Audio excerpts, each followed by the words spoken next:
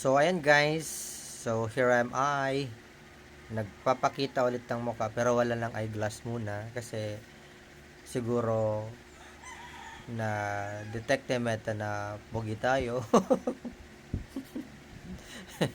Na plug content tayo. My gosh. Saan galing yun, Meta? Mitoy? Tell me, Mitoy. Saan galing yun?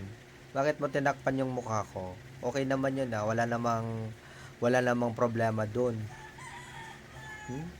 Dili na ako mo appeal ba? Kay wala. Ayaw ko lang.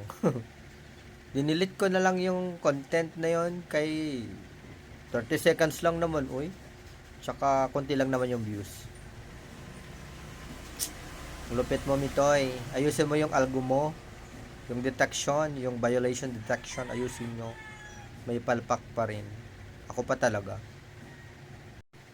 Pa talaga pinili mong takpan ng mukha samantalang yung mga nire-report namin sa iyo na mga nakahubo, ay naku po, ayaw mong alisin samantalang yung mukha namin, yung mukha namin